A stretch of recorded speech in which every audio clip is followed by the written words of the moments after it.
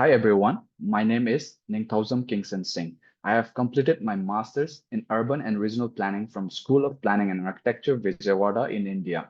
I have co-authored this paper with Dr. Adinarayanane Ramamurthy, who is the Dean of Planning and Development, the Department of Planning, and Dr. Faiz Ahmed Chundeli, Associate Professor, Department of Architecture, School of Planning and Architecture, Vijayawada. I would like to thank the organizer for giving me this opportunity to present in the 19th International Conference on Sustainable Development. I'll be presenting the paper Evaluating the Quality of Life for Sustainable Peri-urban Development Planning, a case of Imphal City, Manipur, Northeastern State of India.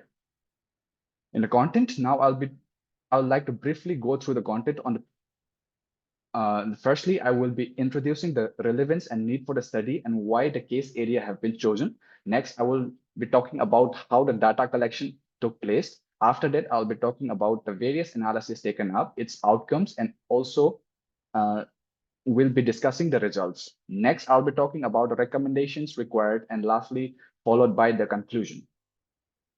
In the introduction, urban sprawl as a low-density, unplanned, unlimited, and sporadic physical expansion towards suburban area is one of the worldwide challenges facing spatial land management and development planning. More recently, scientific studies have been proven that impact of urban sprawl in peri-urban area poses a significant challenge to optimal land management in India.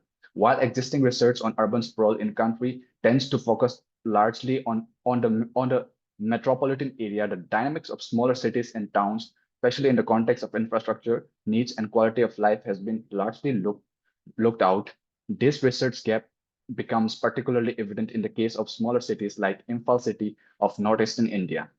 Keeping this in mind, the Greater Imphal Planning Region of the state, India, has been chosen as the study region. The study region is already delineated into 7 zones, and analysis will be carried out in these zones. The total area of 151 square kilometer and a population of 5 lakhs as per the census of 2011.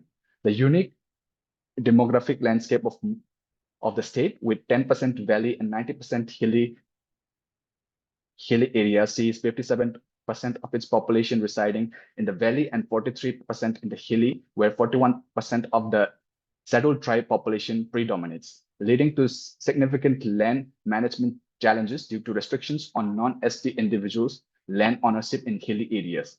Under the Manipur Land Revenue and Land Reform Act 1960, particularly affecting the valley region, this legal framework underscores the necessity for meticulous urban planning for optimal use of land resources. The research questions are: how has urban sprawl within the Greater Imphal Boundary impacted the spatial pattern and development dynamics of the peri-urban area in Imphal City? What location-specific planning strategies and interventions can be recommended to address the challenges posed by rapid urban expansion while improving quality of life and promote sustainable development in the peri-urban area of Imphal City? Next, in the methodology, the research study aims to assess the impact of urban sprawl over peri-urban development planning and to evolve spatial interaction model to achieve better quality of life and sustainable peri-urban development in the study region. So to achieve this, we have 5 different objectives to analyze. First is to analyze the spatial growth in peri-urban area using spatial metrics in the study region. In the second, to quantify the demand and supply gap of infrastructure services in the peri-urban area of the study region. And next is to study the quality of life in the peri-urban residents in comparison to the urban area. And in the fourth, to evolve the spatial interaction model for the sustainable peri-urban development planning. And in the fifth, to recommend location-specific planning strategies through planning interventions and to promote sustainable peri-urban development planning and enhance quality of life in the study region. Next, we come to the data collection. So the data collection for objective 1, 2, and 4 was carried out through secondary data collection by visiting various relevant departments, and the objective 3 was carried out through primary data collection using stratified random sampling techniques with 280 samples. The scoring of quality of life was carried out in 5 domains through questionnaires consisting of Likert scale for each zones. And for the analysis of the objective 1, to analyze the spatial growth in peri-urban area using spatial studies in the study region. So the land use land cover change for The year 2001, 11, and 21 were studied through ArcGIS, the Urban Expansion Intensity Index, the Urban Expansion Speed Index, the Landscape Expansion Index were also analyzed for the specific study region. And for the analysis of objective 2, it's to quantify the demand and supply of the infrastructure services in the peri-urban area of the study region as per the Urban and Regional Development Plan formulation and implementation standards. The existing gap of its subzones were mapped out for its domain, which is education, healthcare, recreational space, water supply, sewerage, and roads. And finally came up with a composite level infrastructure score map of subzones in the study region to understand which subzone are performing best and worst in terms of basic infrastructure.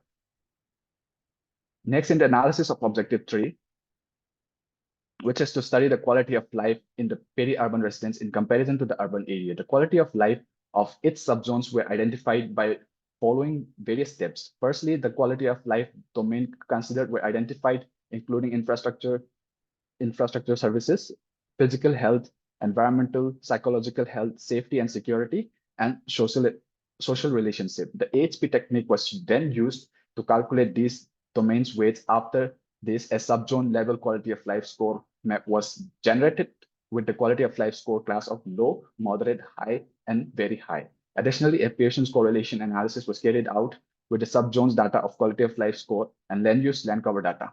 Also, a Pearson's correlation analysis was carried out with subzones data of recreational area and the quality of life domains. Similarly, the correlation analysis of quality of life with population density was also studied. And in the fourth objective, it is to evolve spatial interaction model to understand the major attracting locations locations which have future interaction potential. So the gravity model was used to do this study because of its common use, simplicity, flexibility, and theoretical foundation. And in the overall results and discussion, so for the spatial metrics analysis, the analysis of spatial growth pattern and dynamics using spatial metrics analysis shows a shift in land use for urban expansion between 2001 to 11. Vegetated area were utilized for urban growth, while from 2011 to 2021, agricultural land was converted. So this highlights the need for improved sustainable spatial growth planning. So priority should be given to the peri-urban area and direction where there is rapid sprawl according to the urban expansion index analysis, with edge expansions constituting 58% of the overall growth. Next, in the demand and gap supply analysis of infrastructure services, the analysis of infrastructure services supply gap reveals significant deficiencies in peri-urban area, which includes recreational and open space, both in the urban core and the peri-urban zones. Proper planning is essential to address these gaps before urban sprawl takes over the situation. Next, for the quality of life analysis in the study region, very high quality of life can be observed in subzones where high recreational space are also present.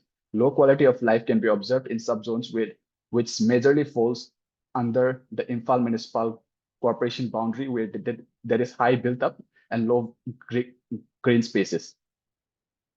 And in the correlation between quality of life and land use land cover, shows an inverse relationship. Quality of life shows an inverse relationship with built up density, except in some subzones where there is high vegetation and better infrastructure, leading to higher quality of life. Additionally, while quality of life is positively correlated with vegetation, it remains moderate in peri-urban area. And in the correlation of recreational spaces with the quality of life, it can be observed overall that there is significant positive relation between recreational space with psychological health, physical health, and social relationship, which means that increasing recreational space will increase the overall score of quality of life. And in the correlation between quality of life and population density, it can be seen that the overall inverse relationship can be seen in quality of life and population density. And in spatial interaction model analysis, the core IMC area shows high interaction due to its high population and high number of interacting locations in terms of educational centers, healthcare centers, and work centers. It can be observed that the peri-urban zone F, which is outside of Imphal Municipal corporation area, also attracting due to its transport centers like airport and upcoming train station. So now in the recommendation, the first recommendation includes the calculation of infrastructure services area required for the projected population of 2041, which is calculated as per the URDPFI standards to bring a sustainable development with improved quality of life. And in the next recommendation, we have recommended certain major development zones where zone 1 includes core city area, which includes the smaller zone A and B. Here, the densification needs to be promoted, keeping in mind its edge expansion that is happening and the growth of the peri-urban expansion. And in the recommendation of zone 2, it's the group development area, which includes the zone F. In this zone, more compact development needs to be encouraged. And in zone 3, it's recommended as agricultural zone. So here it includes zone C, D, and F. Here the primary focus will be conserving the agricultural land. And in zone F, it's termed as the restricted zone, which includes zone G. Here the restricted forest area acts as a physical barrier from further expansion of the city. These major zone recommendations are further divided into smaller zones for more detailed specifications. In the conclusion, a custom planning with enhanced quality of life and managed land use in small growing cities right from the start for a sustainable development is very much required to be addressed, that to bring a balance to the city expansion's needs and the natural resources used will be critical for a sustainable development of a city. Giving priority to addressing basic infrastructure gaps in peri-urban area at early stage is crucial to improving the quality of life and growth of the city. Aiming for a sustainable densification right from the start is vital to creating a sustainable city with the best quality of life. With this, I conclude my presentation and thank you once again.